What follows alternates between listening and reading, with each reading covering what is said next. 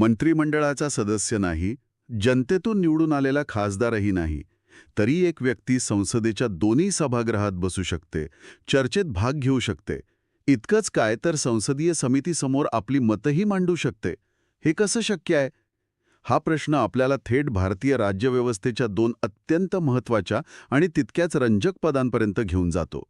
केंद्रात महान्यायवादी आणि राज्यांमध्ये महाधिवक्ता. आणि ही पदं केवळ रंजकच नाहीत, तर स्पर्धा परीक्षांच्या दृष्टीनं खूप महत्वाची आहेत. म्हणजे बघा, पूर्व परीक्षेपासून ते मुख्य परीक्षेपर्यंत या पदांवर प्रश्न विचारले जातातच.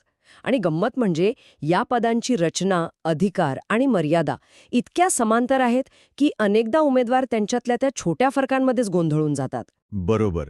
म्हणूनच आजच्या या सखोल चर्चेत आपला उद्देश हाच गोंधळ दूर करणं आहे. आपण फक्त काय आहे हे नाही पाहणार, तर ते का आहे याच्या मुळाशी जाणार आहोत. या दोन घटनात्मक पदांचा एक तुलनात्मक अभ्यास करू, त्यांच्या अधिकारांमागचा तर्क समजून घेऊ आणि हो, तो नेहमी चर्चेत असणारा सॉलिसिटर जनरल नक्की कोण असतो यावरचा पडदाही दूर करूया. चला तर मग थेट सुरुवात करूया. उत्तम. सुरुवात त्यांच्या घटनात्मक ओळखीपासून करूया. भारताचे महान्यायवादी म्हणजेच अटॉर्नी जनरल फॉर इंडिया हे देशाचे सर्वोच्च कायदा अधिकारी आहेत. ते सरकारचे मुख्य कायदेशीर सल्लागार आणि सर्वोच्च न्यायालयात सरकारचे मुख्य वकील असतात. महत्वाचं म्हणजे हे पद कुठल्या कायद्याने नाही, तर थेट आपल्या राज्यघटनेनेच निर्माण केलं आहे.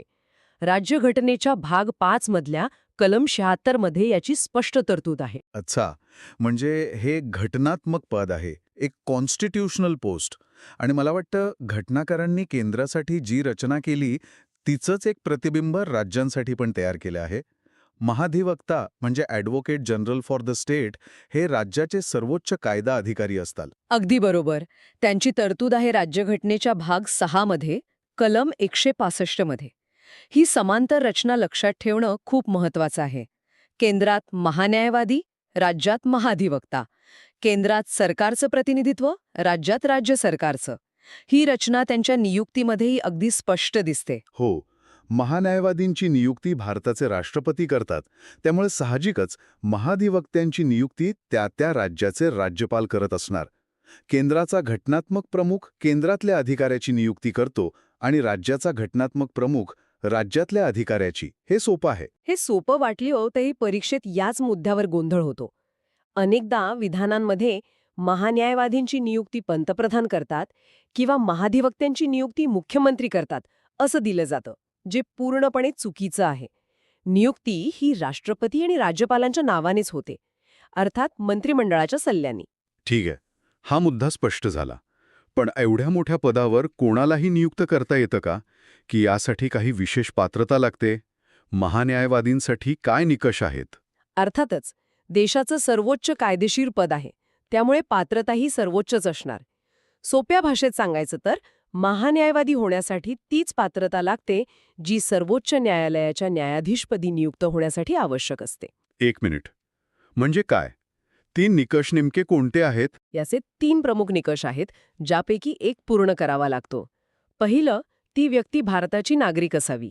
दुसरं, त्या व्यक्तीने कोणत्याही उच्च न्यायालयात किमान 5 वर्षे न्यायाधीश म्हणून काम केलेलं असावं.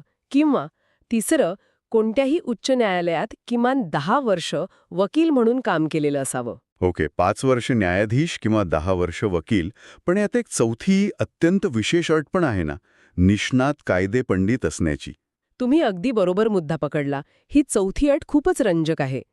राष्ट्रपतींच्या मते जर एखादी व्यक्ती निष्णात कायदेपंडित म्हणजे एमिनंट ज्युरिस्ट असेल तर न्यायाधीश किंवा वकील म्हणून प्रत्यक्ष अनुभव नसतानाही तिची महान्यायवादी म्हणून नियुक्ती होऊ शकते. हे खूपच विलक्षण आहे. याचा अर्थ घटनाकारांना केवळ न्यायालयीन अनुभवच नाही, तर कायद्याचं सखोल ज्ञान आणि विद्वत्ता यालाही महत्त्व द्यायचं होतं. म्हणजे एखादे कायद्याचे प्राध्यापक ज्यांनी कधी वकिली केली नाही पण कायद्यावर प्रचंड प्रभुत्व आहे, तेही सैद्धांतिकदृष्ट्या महान्यायवादी होऊ शकतात. बरोबर. ही तरतूद या पदाला एक वेगळी उंची देते. आता याच्याच तुलनेत महाधिवक्त्यांसाठीची पात्रता पाहूया. त्यांना उच्च न्यायालयाच्या न्यायाधीशपदी नियुक्त होण्याची पात्रता लागते.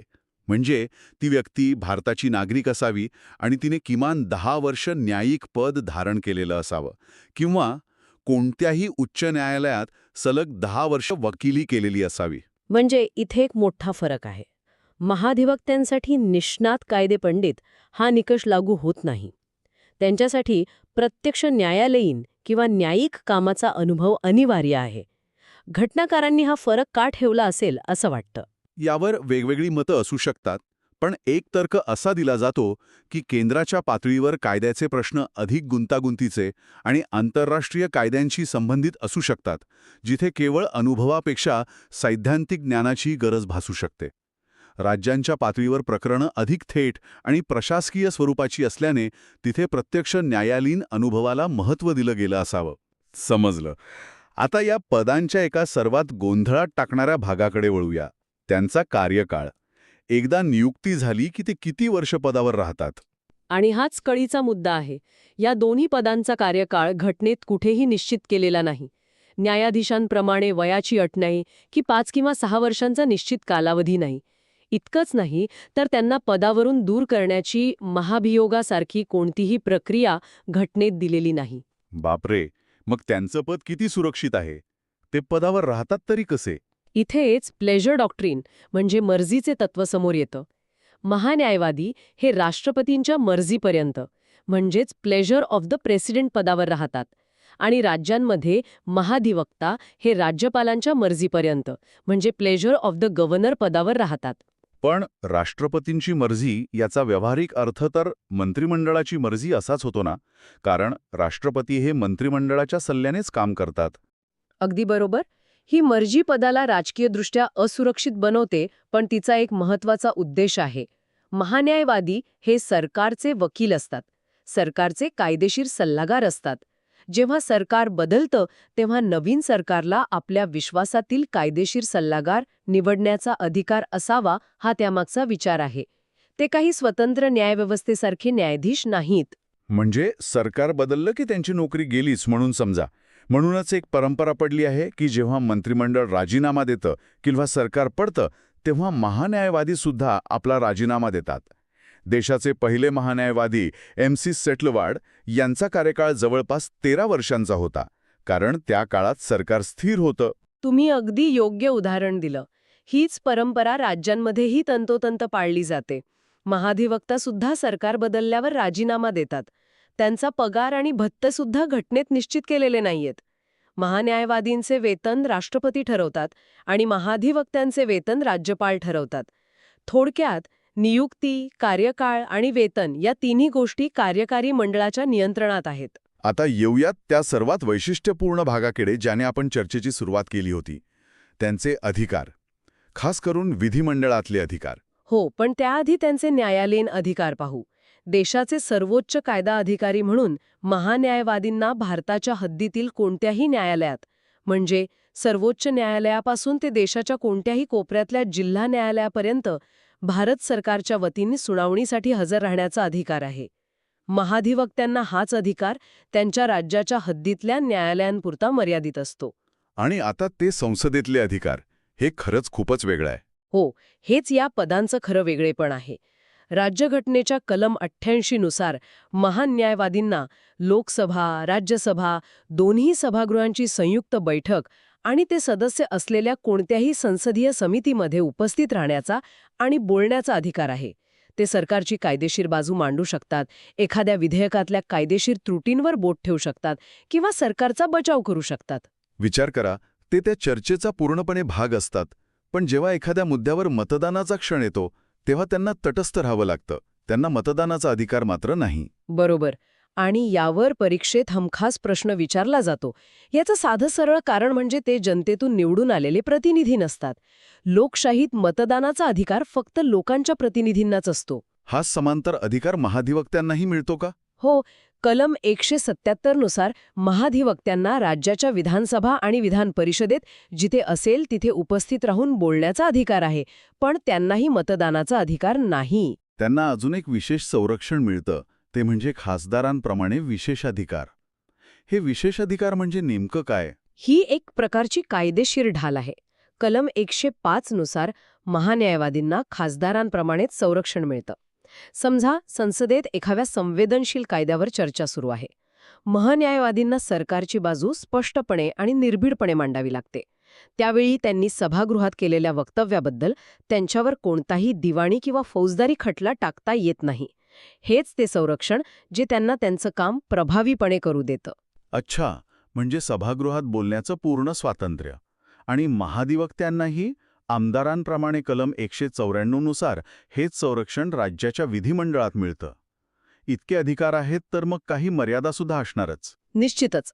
पहिली मर्यादा म्हणजे ते मंत्रिमंडळाचे सदस्य नसतात आणि त्यांना कोणतेही कार्यकारी अधिकार नसतात. ते सरकारचे कायदेशीर सल्लागार आहेत, मंत्री नाहीत. दुसरी महत्वाची गोष्ट म्हणजे ते पूर्णवेळ शासकीय सेवक नाहीत. एक मिनिट, ते शासकीय सेवक नाहीत याचा अर्थ ते खाजगी वकिली करू शकतात. हे तर कॉन्फ्लिक्ट ऑफ इंटरेस्ट नाही का? म्हणजे सरकारचा सर्वोच्च वकील खाजगी प्रॅक्टिस करतोय. हा प्रश्न खूप महत्वाचा आहे आणि यासाठीच त्यांच्यावर काही कडक निर्बंध घातलेले आहेत. ते खाजगी वकिली करू शकतात, पण ते भारत सरकार विरुद्ध कोणत्याही खटल्यात सल्ला देऊ शकत नाहीत किंवा उभे राहू शकत नाहीत. साहजिकच आहे, ते सरकारच्या विरोधात कसे जातील? बरोबर. तसंच भारत सरकारच्या परवानगीशिवाय ते कोणत्याही फौजदारी गुन्ह्यातील आरोपीचा बचाव करू शकत नाहीत किंवा सरकारच्या परवानगीशिवाय कोणत्याही कंपनी किंवा कॉर्पोरेशनमध्ये संचालक पद स्वीकारू शकत नाहीत. ह्याच मर्यादा थोड्याफार फरकाने महाधिवक्त्यांनाही लागू होतात. म्हणजे त्यांची खाजगी प्रॅक्टिस ही सरकारच्या कामात अडथळा न आणणारी असावी याची पूर्ण काळजी घेतली आहे.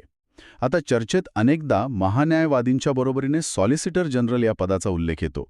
अनेक लोकांना वाटतं की हे दोन्ही एकच आहेत किंवा समान दर्जाचे आहेत. यातला नेमका फरक काय आहे? हा एक खूप मोठा गैरसमज आहे आणि तो दूर करणं आवश्यक आहे. महान्यायवादी आणि सॉलिसिटर जनरल यांच्यात जमीन आसमानाचा फरक आहे. सर्वात मूलभूत फरक हा आहे की महान्यायवादी हे घटनात्मक पद आहे, ज्याचा उल्लेख घटनेच्या कलम 76 मध्ये आहे.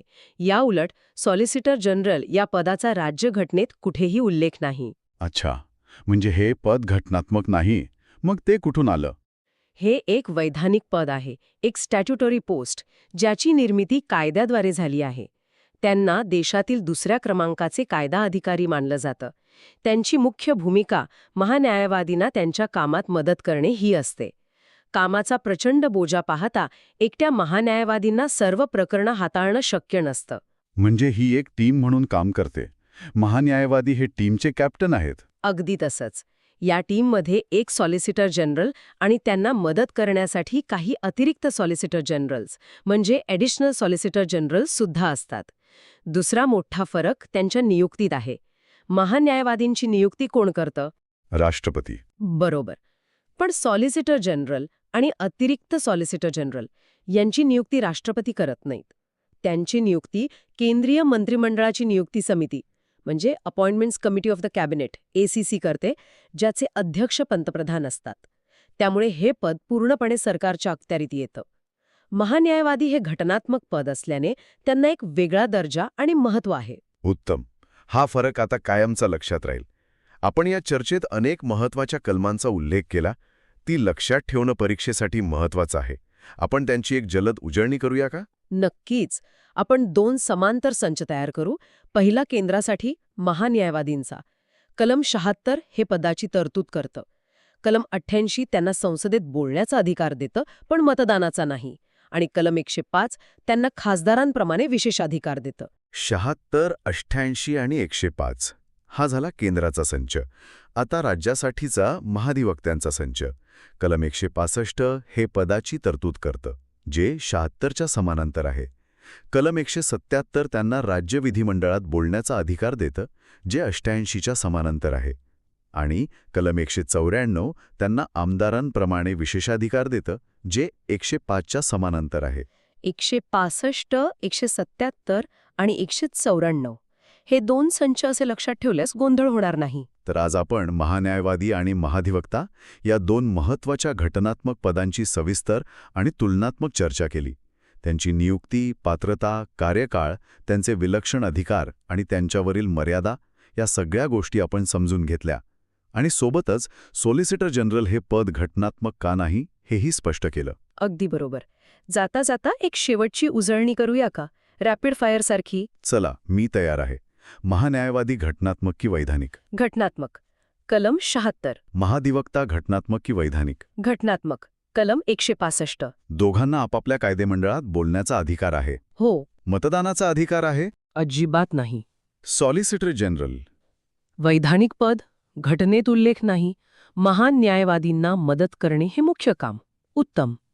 जाता जाता ऐकणाऱ्यांसाठी एक विचार करायला लावणारा प्रश्न सोडून जाऊया. आपण पाहिलं की महान न्यायवादी आणि महाधिवक्ता यांचा कार्यकाळ सरकारच्या मर्जीवर अवलंबून असतो आणि सरकार बदलल्यावर ते राजीनामा देतात. हो. तर प्रश्न असा आहे की ही व्यवस्था त्यांच्या पदाच्या स्वातंत्र्यासाठी आणि निष्पक्षतेसाठी एक आव्हान आहे की सरकारसोबत उत्तम समन्वय साधून कायदेशीर कामकाज सुरळीत पार पाडण्यासाठी आवश्यक आहे. या व्यवस्थेचे फायदे जास्त आहेत की तोटे, यावर नक्की विचार करा, कारण असे विश्लेषणात्मक प्रश्न मुख्य परीक्षेत तुमची वाट पाहू शकतात.